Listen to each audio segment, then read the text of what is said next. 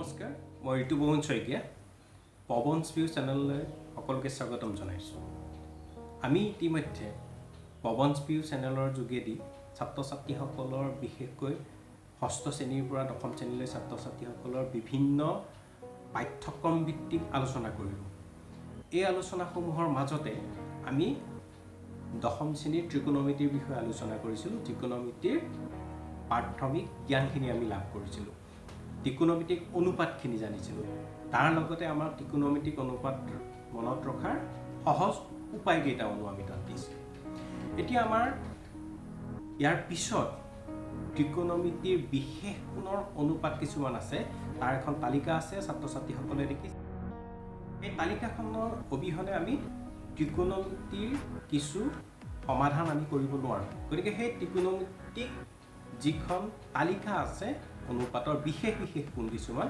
0 ডিগ্ৰীৰ পৰা 90 degree 0 degree 30 degree 45 degree 60 degree আৰু 90 ডিগ্ৰী এই মানকেইটা যদি মনত ৰাখিব নোৱাৰোঁ সাইন কস টেন কট সেক আৰু কসেকৰ এই তালিকাখন মনত নাথাকিলে আমাৰ কোনো সমাধান কৰিব নোৱাৰোঁ গতিকে এই তালিকাখন যদি আমাৰ মুখস্থ নাথাকে তেতিয়া আমাৰ কি বহুত ছাত্ৰ ছাত্ৰীসকলে এইটো অসুবিধাৰ সন্মুখীন হয় যে আমাৰ তালিকাখন মুখস্থ নাই গতিকে আমি এই অংকসমূহ আমি কৰিব নোৱাৰোঁ গতিকে আমি মুখস্থ নথকাকৈ এই তালিকাখন মনত ৰখাৰ এক কৌশল দিব বিচাৰিছোঁ এই কৌশলটো তোমালোকে মনত ৰাখিবা তাৰপিছত তোমালোকে সমাধান কৰিবলৈ যত্ন কৰিবা গতিকে আমি এই কৌশলটোলৈ যাওঁ এতিয়া কেইটামান বিশেষ কোণৰ ত্ৰিকোণমিতিক অনুপাত ত্ৰিকোণমিতিক ৰেচিঅ'ছ অফ সাম স্পেচিফিক এংগলছ এই বিশেষ কোণকেইটাৰ ত্ৰিকোণমিতিক অনুপাত পাইথাগোৰাছৰ উপপাদ্য আৰু ত্ৰিকোণমিতিক অনুপাত ব্যৱহাৰ কৰি উলিয়াব পাৰি আমি কেৱল তালিকাখনৰ কথাহে আলোচনা কৰিছোঁ প্ৰথমতে 7টা শাৰী আৰু 6টা স্তম্ভ বিশিষ্ট এখন তালিকা প্ৰস্তুত কৰি লোৱা তালিকাখনৰ বাওঁ কাষৰ ওপৰৰ ঘৰটো দুটা ভাগ কৰি আমাৰ প্ৰথম শাৰীৰ দিশত কোণবোৰ আৰু স্তম্ভৰ দিশত অনুপাত নিৰ্দেশ কৰাৰ চিহ্ন দি লোৱা তাৰপিছত আমাৰ প্ৰথম শাৰীটোত 0 degree 0 degree 30 degree 45 degree 60 degree আৰু 90 ডিগ্ৰী লিখি লোৱা আৰু প্ৰথম স্তম্ভটোত sine theta cos theta tan theta কট থিটা চেক থিটা আৰু কসেক থিটা লিখি লোৱা এতিয়া কি কৰিবা আমাৰ সাইনৰ ঘৰটোত 0 পৰা 90 ডিগ্ৰীলৈ মানে 0 পৰা 90 ডিগ্ৰীলৈ ক্ৰমান্বয়ে 0 1 2 3 আৰু 4 লিখা আৰু প্ৰত্যেককে 4 ৰে ডিভাইড কৰা 4 ৰে ডিভাইড কৰাৰ পিছত প্ৰত্যেকৰে স্কয়াৰ ৰুট লোৱা মানে বৰ্গমূলটো লৈ লোৱা তেতিয়া আমি মানবোৰ এনেকুৱা হ'ব যে 0 ডিগ্ৰীত সাইনৰ 0 হ'ব সাইনৰ 30 ডিগ্ৰীত 1/2 হ'ব সাইনৰ 45 ডিগ্ৰীত 2 ৰে 4 কেনসেল যায় গতিকে আমাৰ তাক লঘিষ্ঠ আকাৰলৈ নি আমি মানটো পামগে 1/√2 60 ডিগ্ৰীত পাম √3/2 আৰু 90 ডিগ্ৰীত পাম 1 এতিয়া আমাৰ কসৰ মানবোৰ হ'ব সাইনত আমাৰ 0 পৰা 90 লৈকে 0 to 90 লৈকে যিখিনি মান পাইছিলোঁ সেইখিনি আমি উল্টা দিশত যদি লিখি আহোঁ 90 ডিগ্ৰী মানটো সাইনৰ কসৰ 0 ডিগ্ৰী হ'ব তেনেকৈ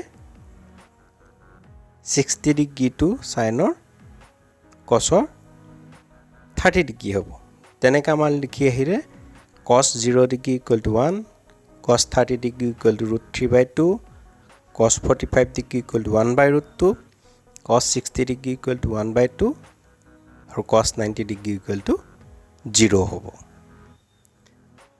এতিয়া আমি টেনৰ মানটো উলিয়াব লাগিব। টেনৰ মানটোনো কি? আমি এটা কথা জানো যে tan theta equal two sign থিটা বাই কছ থিটা। মানে চাইনৰ মানবোৰক কছৰ মানবোৰে যদি হৰণ কৰোঁ তেতিয়াহ'লে আমি টেনৰ মানবোৰ পাম। গতিকে চাইন আৰু কছৰ মানখিনি আমি পালোঁ। এতিয়া আমি টেনৰ মানখিনি চাইনৰ মানখিনি কছৰ মানখিনি হৰণ কৰি দিম। তেতিয়া আমাৰ কি পাম যে ten 0 degree 0, ten 30 degree 1/√3, ten 45 degree equal to 1, ten 60 degree equal two √3, ten 90 degree equal to infinity. মানে 1/0 শূন্যৰে কোনোবা এটা সংখ্যাক হৰণ কৰা কথাটো অৰ্থহীন কথা। গতিকে তাৰ আমি সংজ্ঞা দিব নোৱাৰোঁ, তাক আমি ইনফিনিটিৰে সূচাওঁ। এতিয়া কটৰ মানখিনি আহিব টেনৰ বিপৰীত। টেনৰ বিপৰীতখিনি হৈছে কট। গতিকে আমাৰ কট 0 ডিগ্ৰী ইনফিনিটি, কট 30 ডিগ্ৰী √3, কট 45 ডিগ্ৰী 1, কট 60 ডিগ্ৰী 1/√3 আৰু কট 90 ডিগ্ৰী মান 0 হ'ব। আকৌ চেকৰ ত্ৰিকোণমিতীয় অনুপাতবোৰ হ'ব কছৰ বিপৰীত। গতিকে sec 0 degree equal to 1, sec 30 degree equal to 2/√3, sec 45 degree equal to √2, sec 60 degree equal to 2 আৰু sec 90 degree equal to infinity. তেনেদৰে কচেক থিটাৰ মানটো হৈছে চাইন থিটাৰ বিপৰীত। Cosec theta equal to infinity 0 degree, cosec 30 degree equal to 2, cosec 45 degree equal to √2, cosec 60 degree equal to 2/√3, cosec 90 degree equal to 1। এনেদৰে আমি এই তালিকাখন প্ৰস্তুত কৰি ল'ব পাৰোঁ। এটা মানুহ মনত নৰখাকৈ কেৱল বিশেষ পদ্ধতিৰে চাইনৰ মানখিনি উলিয়াই লৈ আমি গোটেই তালিকাখনেই প্ৰস্তুত কৰি ল'ব পাৰিছোঁ অতি সহজভাৱে। এনেকুৱা আৰু পদ্ধতি আছে, এইটোৱে একমাত্ৰ পদ্ধতি নহয়। মই তোমালোকক সহজ হ'ব পৰা এটা পদ্ধতি তোমালোকক দেখুৱাইছোঁ। অতি সহজে তোমালোকে এই পদ্ধতিৰে বিশেষ কোণৰ এই তালিকাখন তোমালোকে প্ৰয়োজনত পৰীক্ষাৰ বহীটো বনাই ল'ব পাৰিবা। আৰু এই মানসমূহ পোৱাৰ পাছত এনেকুৱা ধৰণৰ অংকসমূহ সমাধান কৰাটো অতি সহজ হৈ পৰিব। গতিকে ছাত্ৰ ছাত্ৰীসকল, তোমালোকে দেখিলা যে কি কৌশলেৰে আমি এই তালিকাখন সম্পূৰ্ণ আমি নিজে প্ৰস্তুত কৰি ল'ব পাৰোঁ আৰু মনত ৰখাৰ কোনো প্ৰয়োজন নাথাকে। গতিকে এনেকুৱা কৌশল কিছুমান জানিলে আমাৰ ত্ৰিকোণমিতি কৰাটো সহজ।